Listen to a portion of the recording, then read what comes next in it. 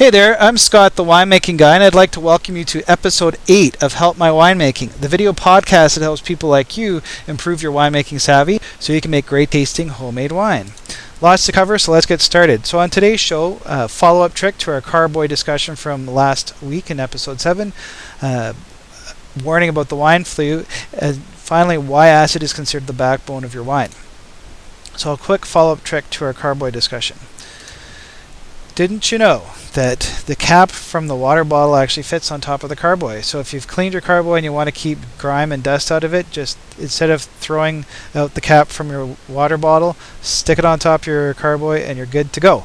Also, a comment from one of my viewers from last week's episode, he mentioned that one of the drawbacks of using a plastic water bottle as a carboy is it's not big enough to hold your batch of wine. So something to think about. So thank you very much for that comment. Wine flu. So a friend of mine went to a party, a dinner party with his friends. They drank lots of wine and woke up the next day with flu-like symptoms. Symptoms include headache, nausea, body aches, sore eyes, and what he found helped was a cup of tea, a bit of a lie down. He rented a DVD. He took some Advil. And he said in worst cases, because it has happened before, a McDonald's Happy Meal has been known to help as well. He also wanted to pass on that it does mutate into the wine flu and is particularly common in men. So for all you fellow men out there, be careful, and it can quickly spread to their partners where the symptoms are detected as a serious case of eye rolling. So if you do drink a bit too much wine, careful, because you're likely to experience wine flu the next day. So you've been warned. Okay, so the biggest discussion today is why acid is considered the backbone of your wine. This is a big topic, so if you don't get it the first time, feel free to listen to this more than once, and I'll also, sorry about that, include some further reading at the end. So acid is important because lower acid levels don't age wine as well, are more prone to oxidation and spoilage. The right amount of acid helps provide a pleasing bite or tang to the finished wine, and certainly experience that on your tongue.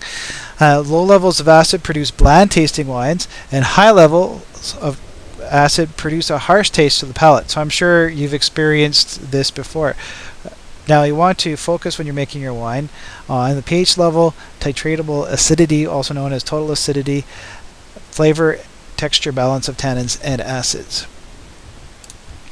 Also, the ripeness of the fruit, don't you know, determines the level of acidity in the juice or wine. So that's why it's paramount importance when you pick your grapes and fruit that you make sure that it's the proper level of ripeness. It also has a big impact on the final taste and microbial stability of your wine, and indirectly affects the color of your wine. So now what this all applies to is mainly all you people out there who make fruit wines as well as wines from fresh grapes.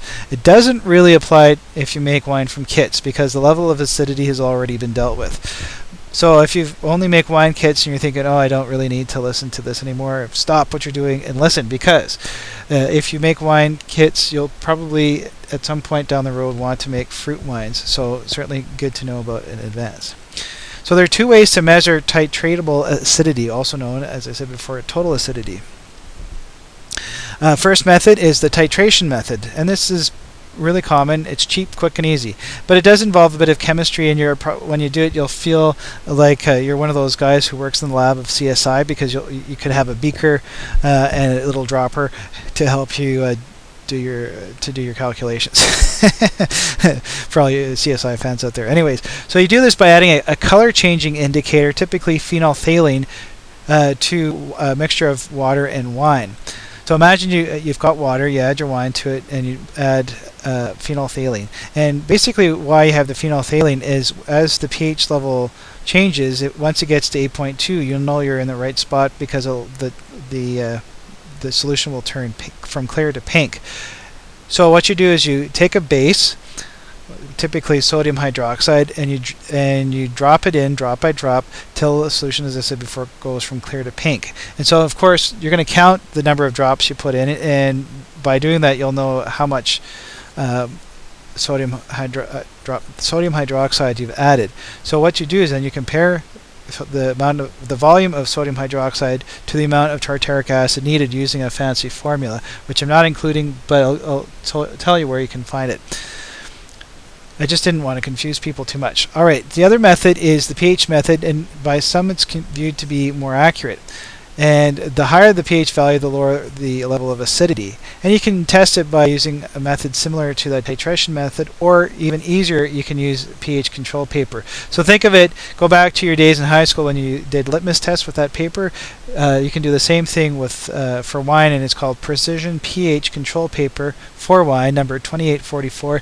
And I bought mine at the local winemaking supply store for $3.99, so it's not expensive. So you basically dip one of those little test papers in your wine. It'll change color, and you match the color up to the color grid on your that comes with the test paper, and then you'll know how much pH it is.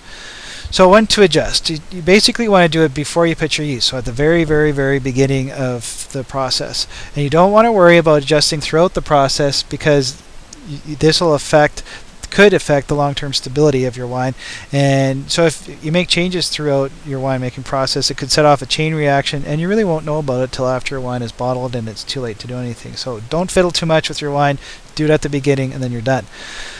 So the typical total acidity level for reds is 5 to 6.5 grams per liter, and for whites it's 5.5 to 8 grams per liter. On the pH side, typically you're looking at 3.4 to 3.65 for reds, and for whites it's 3.1 to 3.45. So, how to adjust? You can use an acid blend, which typically includes citric, tartaric, and malic acid, or even better, just use tartaric acid alone, because acid blends add tartness, but also add some other acid types and proportions that might not be naturally present in grapes. Also, for example, citric acid can be metabolized by organisms in your wine that spoil your wine, and therefore used as an energy source and just spurs them on. So that's why most winemakers say stick to tartaric acid.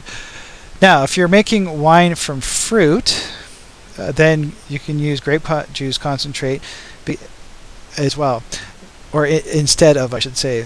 Grape juice concentrate, usually available in red and white, and it adds tartness but also water, carbohydrates, amino acids, nitrogen, tartaric acid, malic acid, sweetness, as well as a grapey flavor. So the bottom line is, if you're going to, all you want to do is increase the tartness level in your wine, then just use tartaric acid, or if you prefer, an acid blend. But before you do that, make sure you read the label of whatever you're adding so you know exactly what you're adding. Now, if your head's spinning right now, and it might be, here's some additional reading for you. The Winemaker's Answer book by Alison Crowe, I highly recommend. She's a columnist for the Winemaker magazine, and you can buy it for between $15 and $20 on Amazon.com. I'll include a link at the bottom of my blog where this video is being shown. And also, you can get a free download from Dr. Frank Puzio, who put this 3-page primer on the 2 methods of measuring total acidity, which is excellent, and he said I could basically give it to you all guys for free. So thank you, Dr. Frank Puzio. I certainly appreciate it. And so if you have anything that you'd like to add to the group, please send it my way, and I'll be sure to give you full credit for it. So then you can email those to me, comments and the like, to tips@helpmywinemaking.com, or just reply to any email that you might get from me. So that's all the time we have this week. Hope you learned something new, and certainly appreciate you taking the time out of your busy day to listen. So to get more winemaking tips, actually I'm going to say join me as a friend or a fan on my Facebook page. It's fbook.me/winemaking guy is how you get to it. And obviously I have the winemaking.com blog, where you can sign up for my free 5-part winemaking course if you have not already. And if you do podcasting, you can check me out on iTunes as well. So join me next week, where I'll be discussing why keeping an eye on the temperature of your wine is important. So have a great week, folks. Thanks for joining me, and bye for now.